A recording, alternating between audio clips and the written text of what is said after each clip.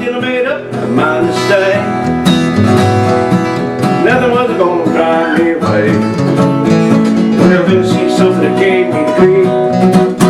He had one big eye and two big feet.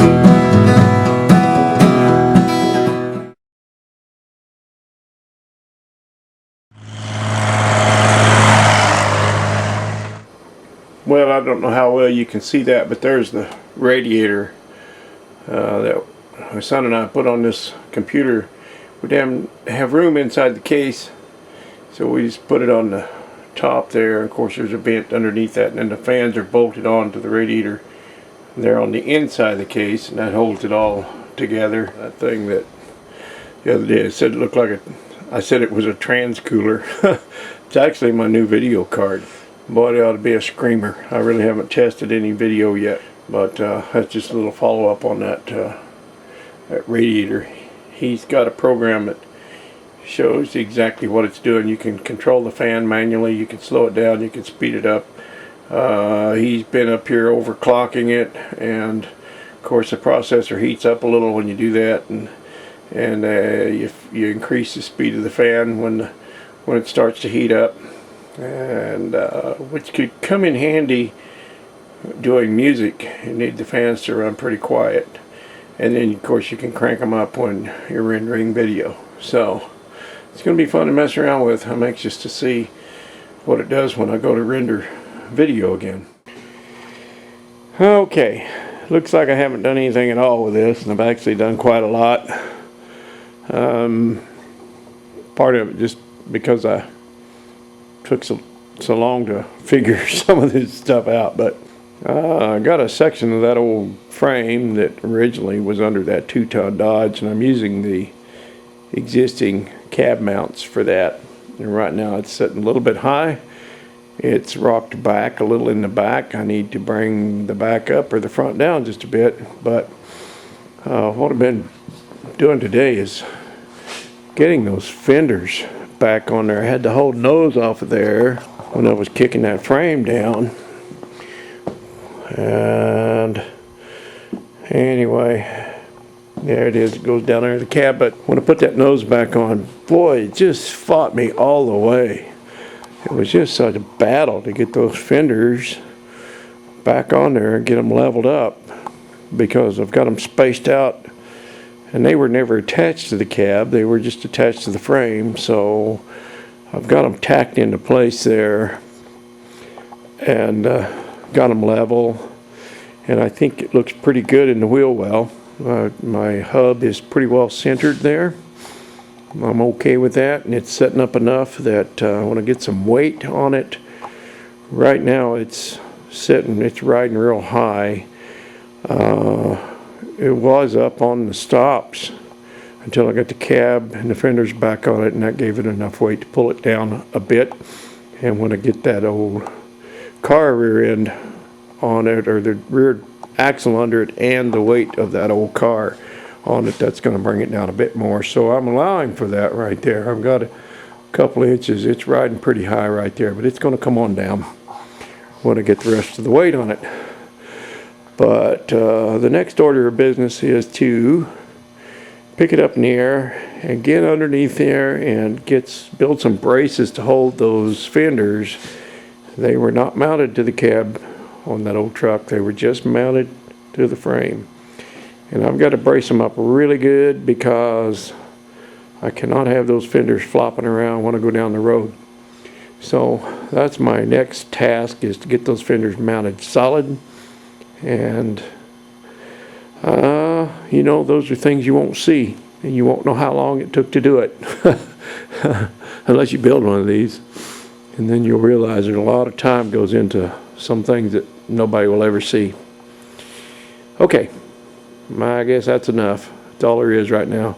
We'll take a look back, and I'll show you some of the I've got a little bit of footage of some of what I did here. What we did?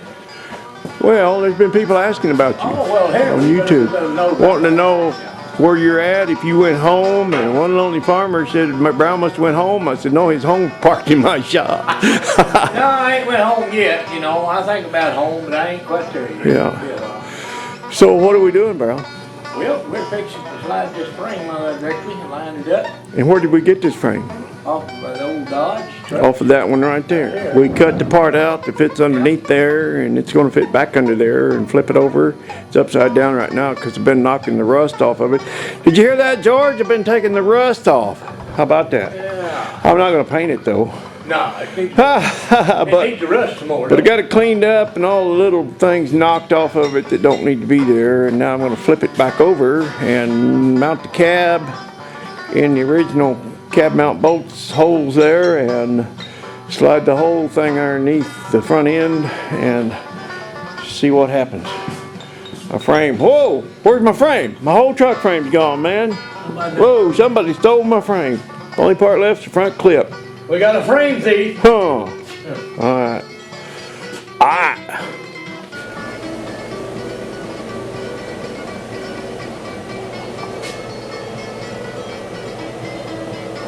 Right height. Well, this is the section out of that old Dodge truck frame that this originally sat on. And I'm going to use it, and I can use existing mounts, cab mounts, as you see, but this cab mount set so high on the frame that when you get the cab at right height, the frame is only about 2 inches off the ground, and I don't want that. I want at least 6 inches of clearance. So we flipped it over. And it's going to be just right. Now the cab sits down low, the frame sits up higher, and I think that might have even been Brown's idea to flip this thing over. What a deal. That's a pretty heavy duty frame. That's not going anywhere. Next step, get her under there. And I'll update you when that's all done. See ya. Oh, one more thing. These are precision leveling tools right there for fine tuning.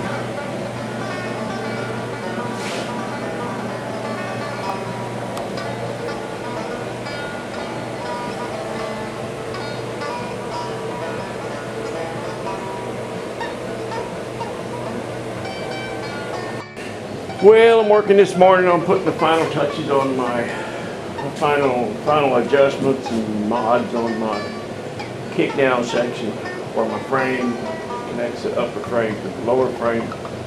I started out with a wooden template to get my angles just right. And so this is what gives it the Z shape. Your frame front comes up this way and it kicks back, and then your lower frame goes here. And this is set inside the, well, I trimmed enough of the top of the bottom rail off and the bottom of the top rail off that this sits up in the frame, so you can weld in a lot of places and get it nice and strong. Got to do just a little bit of trimming there to get my angle right, because I changed things up a bit, leveled my lower frame real good, and I changed the angle, but this is what gives it that Z shape, and how much angle this has in my particular situation is determined by where the firewall sets. If you get too much angle, your firewall, you start running the firewall, and I don't want this piece inside the cab. I want this piece outside, and it's going to be there. So anyway, I got that kind of marked up, and I'm going to go ahead and get a straight edge on there and get it cut, and I'll make another one just like it and put it on the truck. Well, what do you think, RP? You think you need to come out and weld my frame up for me? Maybe that'll hold. I think maybe it will. That sure was a nice picture in a Christmas card I got from Mr. Heavy Chevy and his clan. Sure, a nice looking family. I tell you, Mr. Heavy Chevy, you ought to be a proud man. I'm sure you are. You're a good man. Really appreciate you folks. Well, oh, I appreciate you too, Sparky. I think old Sparky may turn out to be a bald cat. He may have a little lose a little patch of hair up there on top of his head from whatever he got into. Oh boy, this rat rodding is hard work, man. I'll tell you. I destroyed my shop again. Had it all cleaned up, but it's all right. You know, I'm using everything that's laying here, so it's all within reach. Okay, Kerwood, what do you think? Is that starting to look like a frame, man? I guess the proper thing to do is to grind your welds down, but I don't grind my welds down. I just kind of knock the slag off of them, little grains, and that's about it. I like to leave them exposed. I think they look better when they rust. Alright, I'll get over there and get that other side done. Then I'll be able to pick it up once again and do some welding on the inside and the back side there. It's kind of unhandy to get to right now, but she's coming together. I don't know if that's how you're supposed to do it, but that's how I did it. What a mess.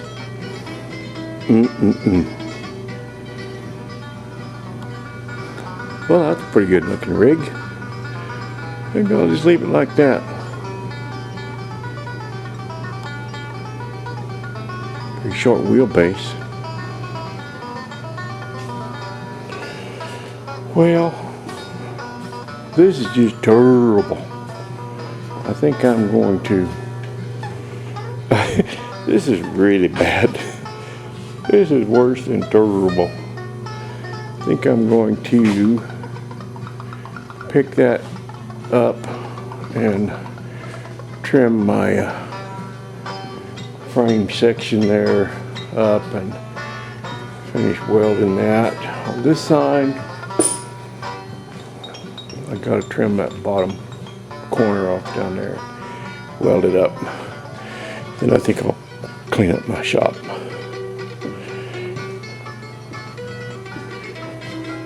Brown, he's already gone to lay down. I guess he's tired. I've been rat rodding pretty hard the last couple of days. Kind of tired myself.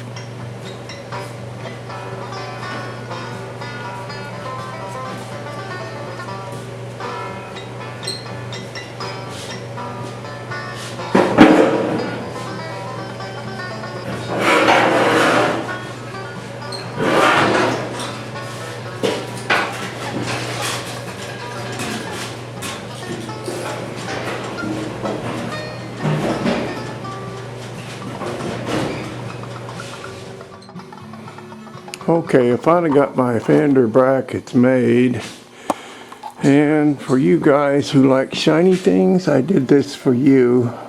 I'm going to swap them out for black later when you're not looking, but for right now, that's for you guys that like bright shiny things, paint and such things as that. This is pretty solid. It's very solid actually, although at the moment it's only tacked to the frame on the other end of that bracket because I'm not sure the width of those fenders yet. Depending on what tires I run on the front, I may bring those fenders out a little bit more. But once they're bolted up all the way around, you can see those holes up in there, slotted holes, and there's 1, 2, 3, 4, 5, 6, 7 of those. 7 of those, yeah.